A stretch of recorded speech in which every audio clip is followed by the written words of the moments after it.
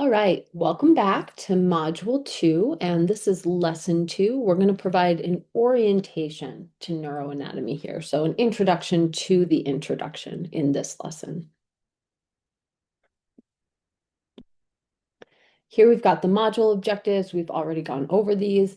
The lesson objectives are to provide an orientation for basic neuroanatomy and neurophysiology, build familiarity with terminology, excuse me, and concepts that can be helpful in learning, thinking, and communicating about the brain, and foster excitement and dismantle intimidation about neuroscience. So in lesson 1, we kind of made this analogy about storytelling in science and how we can look at the brain and its different parts and, kind of neurotransmitters and make this analogy and think of it as a story. And we used DreamWorks trolls. And so we kind of said we're going to start with the natural landscape of the brain.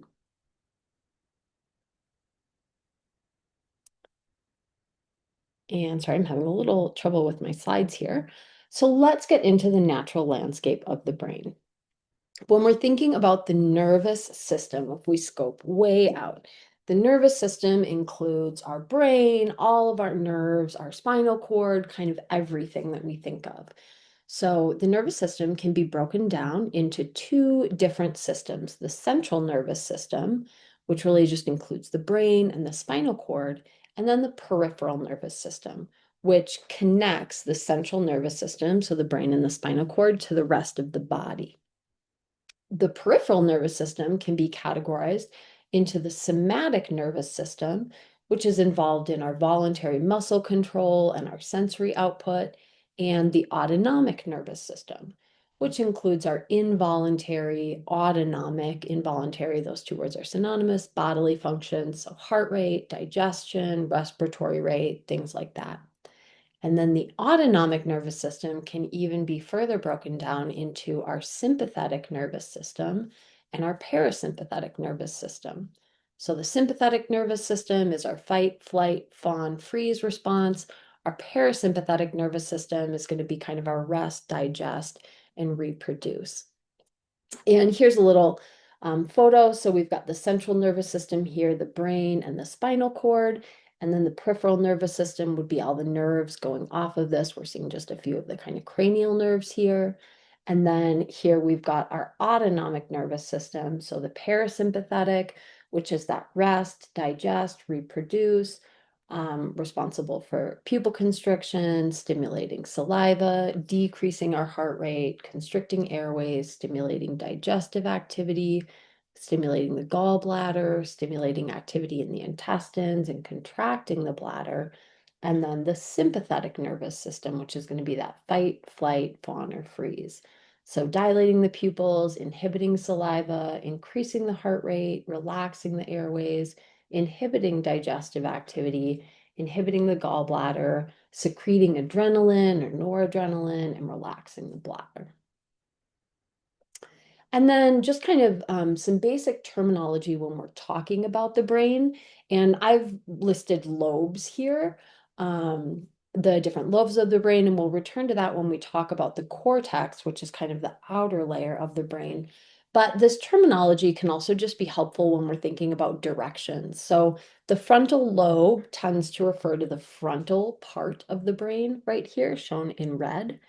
That region of the brain tends to be associated with executive function, voluntary muscle control, sensory input, self-regulation, introspection, ego dissolution, which is something we're going to kind of identify as a theme probably throughout the course. It's really common in psychedelic research. Regulation, so self-regulation, increased flexibility in thoughts and patterns. And that's mostly in the cortical or the cortex area, so that kind of outer part of the brain. Then we've got the parietal lobe, which we're seeing here in orange. The parietal lobe is associated with sensory integration, spatial awareness, cross-modal experiences. So synesthesia, which can occur in psychedelic experiences, so seeing sound or hearing color, spatial awareness or dissociation, self-awareness, and ego dissolution again. Then we've got the temporal lobe, which we're seeing in blue here. The temporal lobes tends to be associated with stress response, emotion, memory, sound, psychedelic impacts on memory, fear, spirituality, stress.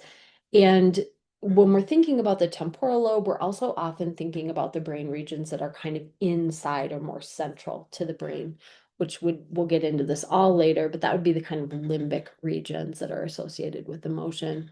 And then we have the occipital lobe.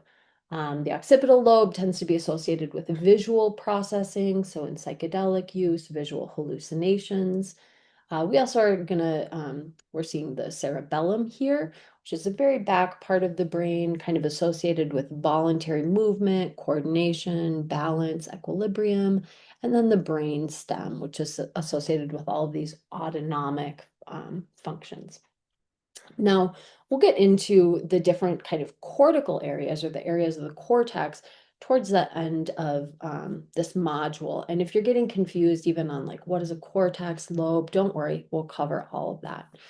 Why I offered this here was it can also, these terms can be helpful when we're thinking about direction. So when we're talking about the frontal region of the brain, or sometimes you'll hear folks say the parietal aspect of the brain or the occiput. So these are just kind of some basic directional terms that I thought I'd offer right up front. Some other terminology that can be helpful is sometimes you'll hear terms like anterior or posterior. Anterior usually refers to the front, whether that's of a brain or an organ or the body. The anterior is usually the front. I'm thinking back to, when I was studying for my SATs in high school, anteroom was a term we had to learn, and it's kind of like the entryway. So it's usually like the frontalmost kind of room of the house. So anterior, anteroom is kind of how I remember that. And then posterior is kind of the back aspect of something. So anterior part of the brain would be the front of the brain. The posterior part of the brain would be the back part of the brain. These terms, anterior and posterior, are usually used in anatomical reference for two-legged animals or animals who are oriented upright or perpendicular to the ground, so humans. So why do I have a picture of two dolphins on the screen, you might be wondering. Some other terms that you'll often hear used in neuroanatomy will be dorsal and ventral. Dorsal refers to the back side of an animal, and this is why I have a picture of dolphins here. Dolphins have that dorsal fin, right? So that's a nice way that we can remember the meaning of dorsal. It's kind of the back side. Ventral refers to the underbelly side. So on these dolphins, this would be this kind of area right here. I like to think of like our vent or our body heater, that kind of a side. These terms are generally used for anatomical reference in either zero leg or quadruped, so four-leg animals who are oriented parallel to the ground. So like I said, quadrupeds, aquatic, and avian animals. A lot of the research that we have, a lot of what we know about the brain in general, the brain's anatomy, how it works, a lot of that comes from animal research. I try to not get too far into the specifics. I recognize that that can be a very sensitive topic ethically for many individuals, but I do think it is important to acknowledge that a lot of the information that we have about the brain comes from animal research. Um, and however you might feel about that is how you can feel about that. I actually left my PhD in a field in animal research because that didn't align with my ethics for me personally. But in the same way that can be important for us to acknowledge when we are on indigenous land, I think it is important for us to acknowledge that a lot of the knowledge that we have from the brain comes from animals who didn't give their consent. The other reason I mentioned that is there are some terminology, and I'll try to kind of address these as they come up, where you might hear, when we're talking about the hippocampus, for example, which is just a region in the brain, you might hear anterior hippocampus or ventral hippocampus. And the difference there is really just if we're talking about research that was conducted in humans or in animals like rodents. So dorsal is kind of the backside, ventral is kind of the underbelly. Those tend to be used in animals. Anterior or front and posterior back tend to be used in two-legged animals.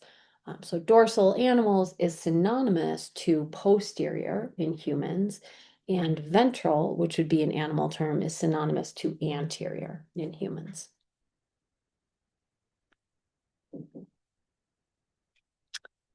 All right. So one way that can be kind of helpful to think about the brain, and as we're going through the anatomy of the brain in this module, I'm going to kind of follow this progression, is if you think about what's called the triune brain hypothesis. And the triune brain hypothesis really just kind of breaks the brain into these different components. So it looks at the cerebellum and the brainstem and these kind of lower level areas of the brain that are involved in really autonomic functions. So heart rate, movement, breathing, coordination, what we might call maybe lower level behavioral activities. These kind of areas of the brain are sometimes referred to as the reptilian brain or the reptilian complex. They're typically associated with more instinctual behavior, as well as sometimes like aggression, dominance, although truly aggression and dominance, those are not mediated by the cerebellum. If we kind of move up a little bit and we get into these more inner regions of the brain, this is where we're going to find our limbic system. The limbic system is going to have brain regions like the hippocampus that's involved in memory and stress responses. We kind of talked about that a little bit in lesson one. The amygdala, which is involved in aversive responding to aversive stimuli, panic, anxiety, fear. We talked about that a little bit in lesson one as well. You're going to find, and then the nucleus accumbens, which is associated with reward responses. You're going to find these brain regions in the limbic system that are oriented right in the center of the brain. And sometimes that area of the brain will be called the mammalian brain or the paleomammalian brain or the mammalian complex. These areas are associated with motivation, emotion, reproductive behavior, parental behavior, and they're kind of called the mammalian brain because we see these states, these behaviors, these emotions that are mediated by these brain regions. We see them showing up more strongly in mammals. And then if we continue to progress, we've got what is sometimes called the neomammalian complex, or really the cortex of the brain. I mentioned that a little bit earlier. The cortex of the brain is this outer layer here. So where we're seeing all these sulci and gyri. Sulci and gyri are just the terms we use to describe the kind of little crevasses and valleys and hills, if you will, in the cortex here. And we'll get into all this more later as well. So if this is all new to you, don't freak out. Just kind of sit back and take it in. Now, one point that I want to make is the triune brain hypothesis is a hypothesis, meaning it's a theory. And usually when we hear the terms hypothesis and theory, that really suggests that they haven't been investigated empirically in research yet. So they're ideas that people have, which means they haven't gone through, kind of a really rigorous process of empirical validation, research to find out if they're true. So the triune brain theory, as I just kind of walked through, suggests that the human brain evolved in three layers. The reptilian brain, responsible for instincts, the limbic system, responsible for emotions, and then the neocortex or the neomammalian complex associated with rational thought. And again, this is a hypothesis. This hypothesis was proposed by Paul MacLean in 1977. Here's the original article. He said the human forebrain evolved to its great size while retaining features of three basic formations that reflect an ancestral relationship to reptiles, early mammals, and recent mammals. The three neural assemblies are radically different in structure and chemistry, and in an evolutionary sense, countless generations apart. Psychological and behavioral functions depend on the interplay of three quite different mentalities. The three evolutionary formations might be popularly regarded as three interconnected biological computers. each having its own special intelligence, its own subjectivity, its own sense of time and space, and its own memory, motor, and other functions. So again, this is a hypothesis, and this was published at a conference, so not even in a journal, but it's widely recognized and kind of popularized. It was published in 1976. So where's this publication here? Let's find the year. In 1990, actually, it was even later than that. I think it was, oh, here we go, 2017. Claudio Pogliano published, among others, some kind of commentaries on this triune brain hypothesis. Pogliano begins his publication with a quote from MacLean's original text, so where MacLean said, "One cannot say anything about such a complicated structure as the brain without indulging in oversimplification." And I think that's very true. So Paul MacLean himself is acknowledging this is a vast oversimplification, but it's just kind of a construct that can be helpful in thinking about the brain.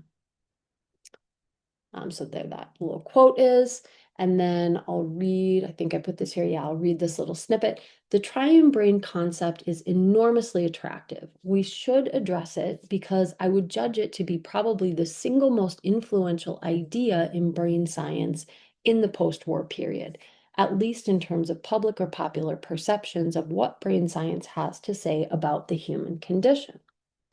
However, this hypothesis has gotten quite a bit of negative feedback, and I would say it's not fully supported empirically." So I just picked one article here. This is published in 2022 by Patrick Stephen, Dawson Hedges, and Rebecca Matheson. "The brain is adaptive, not triune. How the brain responds to threat, challenge, and change."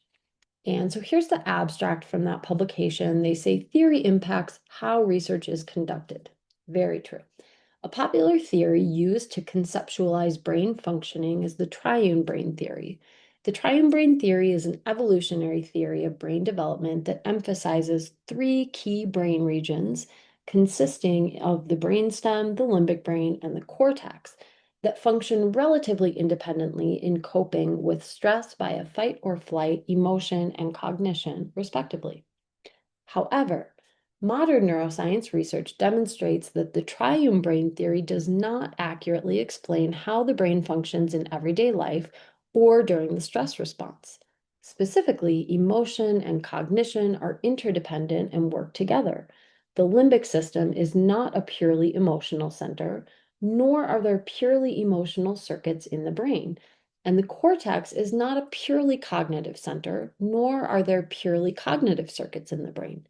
We propose a new evolutionarily based model, the adaptive brain, that is founded on adaptive prediction resulting from interdependent brain networks using interoception, which is kind of our system of sensation and perception inside our body that exists to help us understand our internal environment, and exteroception, which is our external senses that help us orient and understand our external environment, to balance current needs and the interconnections among homeostasis, which is just a word for kind of maintaining balance in the system in our bodies, allostasis, which is a word used to refer to kind of a cumulative stress load or burden in the body, emotions, cognition, and strong social bonds in accomplishing adaptive goals.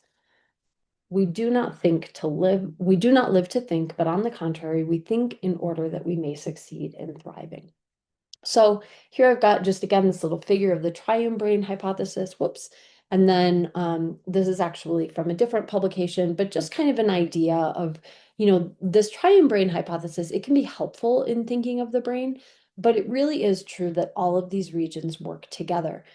And all of our different functions of our brain work together, right? So just as this abstract said, our cognitive areas of our brain, they're connected with our emotive areas of our brain, and they're connected with our more autonomic areas of our brain. In the same way that I mentioned before, that stress hormones and all hormones are lipophilic, they can cross barriers.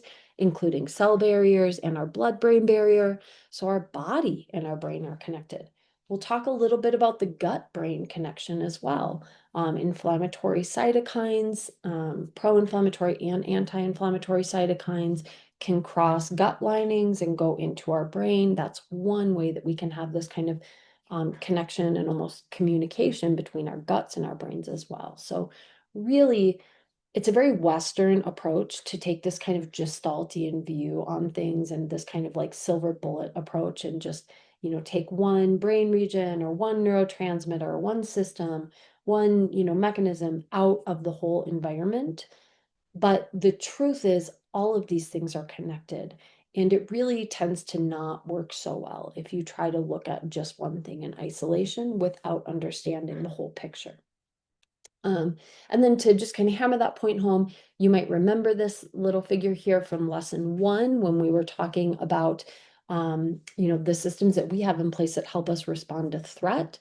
And so here, again, we're seeing if we see a spider, we're taking in that stimuli with the eyes. Oh, my apologies. That's going to go to the visual area of the thalamus. That's not quite where the thalamus is, but it's pretty close. The thalamus is kind of, some people will tell you it's in the mammalian kind of system. Some people will tell you it's in the reptilian complex. But then it's going to go from the thalamus to the cortex, which is obviously in the cortex, and to the amygdala, which is in the limbic system, and then down to the brainstem, which is that reptilian complex. So just in our response to fearful stimuli or aversive stimuli or threatening stimuli, you can see we have all of these different aspects of the brain engaged and communicating with one another.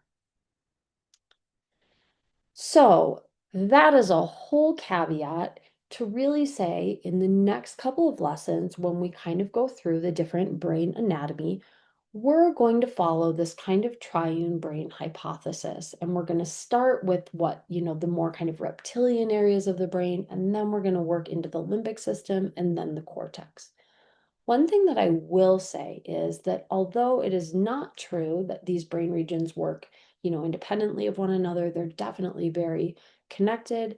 It is true that this is how the brain is thought to have evolved over time, from reptiles to mammals to humans. And in each individual, this is how the brain develops. So first, these kind of more reptilian, the brainstem, the cerebellum, these more deep reptilian regions and then subcortical regions develop. And then they expand out into the limbic system and then to the neocortex as the human brain is developing.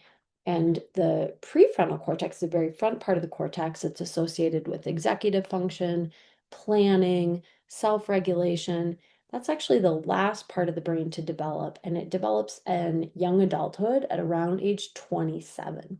So when we kind of, say of adolescents, oh, they're not able to regulate themselves, they're not able to plan ahead. A lot of that is very true. They actually don't have their prefrontal cortex fully online yet. So as we go through the neuroanatomy of the brain, we're going to start with these kind of more reptilian brain regions. So we're going to start with the cerebellum. That's this little blobbity blob right here.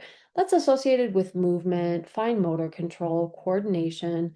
Then we're going to move up into the brain stem, which is kind of this region that connects the brain to the spinal cord. The regions of the brainstem that we're going to cover are going to be the medulla oblongata, the pons, the midbrain. The brainstem largely it relays and links sensory and motor systems, and it's responsible for autonomic functions. So autonomic, you can think automatic, subconscious. So like our heart rate, breathing, our respiratory rate, thirst signals, hunger signals, things that are largely not in our consciousness that we're not really thinking about too much, unless, we're in practices of mindfulness or awareness. Then we're going to move up into subcortical regions. So these are going to include the thalamus, the hypothalamus, and the basal ganglia.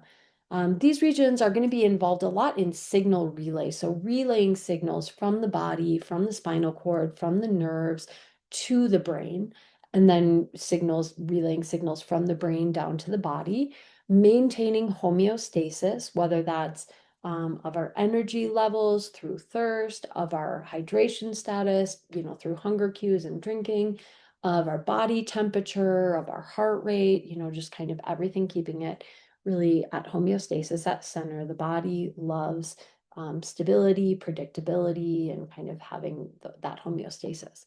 The body also loves stimulation, so it loves both, and then movement. Then from there, we're going to move into the limbic regions. Now I've got the subcortical regions kind of in the square as well. These subcortical regions can be kind of tricky. The thalamus, hypothalamus, and basal ganglia. Sometimes you'll hear them grouped into the limbic system, which we tend to associate more with kind of that mammalian brain, emotions, memory, stress regulation. Sometimes you'll see them roped into the more reptilian brain with the brainstem. They kind of do a little bit of both. The point here is don't get too hung up on the terminology. These are here just to kind of be helpful constructs, right?